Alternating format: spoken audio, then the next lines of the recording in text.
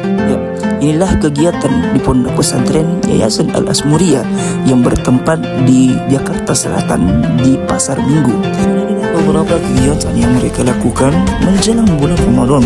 Mereka melakukan belajar dan menghafal Al-Quran menjelang Ramadan. Dan selepas mereka belajar mengaji dan menghafal, mereka pun di sela-sela waktu mereka mendapatkan pelajaran tambahan, yaitu seni bermain harpa yang ditemani oleh guru-guru mereka, dan mereka pun menikmati pelajaran tambahan yang diberikan kepada mereka agar waktu-waktu mereka bisa terisi dan tidak terbuang begitu saja.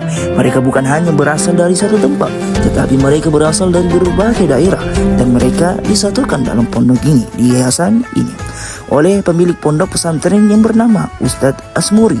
Mereka sebenarnya lelah, capek, dan mungkin di beberapa waktu mereka akan jenuh, tetapi karena mereka terus diberikan semangat, motivasi untuk terus belajar agar bisa menjadi orang yang bisa diandalkan di masa depan. Kali ini kita akan mewawancarai salah satu anak-anak di sini untuk mengetahui seperti apa sih sebenarnya Yayasan Al-Asmuriyah ini dan tahun berapa pondok pesantren ini didirikan. Bismillahirrahmanirrahim. Assalamualaikum warahmatullahi wabarakatuh. Perkenalkan, nama saya Raffi Aziz, berusia 18 tahun, saya berasal dari Sukabumi. Kebetulan saya adalah salah satu dari santri di pondok pesantren Yasri ini.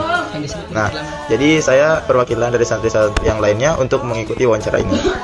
Nah, jadi pada awal saya masuk ke sini, yaitu pada awal tahun 2015, yang pada saat itu pesantren ini sedang melaksanakan pembangunan yang dimana banyak gangguan-gangguan atau terutama dari lingkungan sekitar yang tidak menyetujui pembangunan pesantren ini.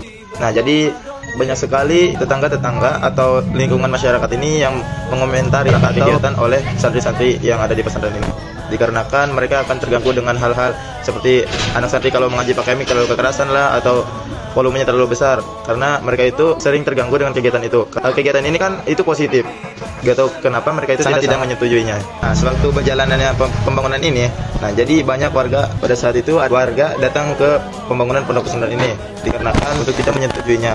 Di situ warga mendemo dan mencari masalah atau meributkan perkara pembangunan pondok pesantren ini. Saat itu ada salah satu warga ribut sama salah satu anggota atau santri. Pada saat itu kebetulan ada warga yang melihat untuk melaporkannya kepada pihak yang berwajib supaya tidak terjadi halnya yang tidak diinginkan.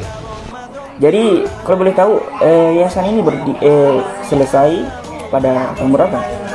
Jadi waktu itu yayasan ini berdiri pada tahun 2022. Nah, pada saat itu yayasan ini kebetulan berdirinya itu atau selesai pembangunannya itu bertepatan atau memasuki bulan suci Ramadan.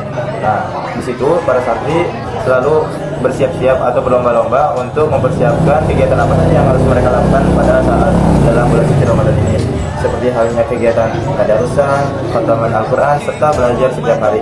Jadi selama kamu di sini, apakah ada pernah pelanggaran berat yang pernah dilakukan santri dan mereka dihukum berat? Coba kita jawab.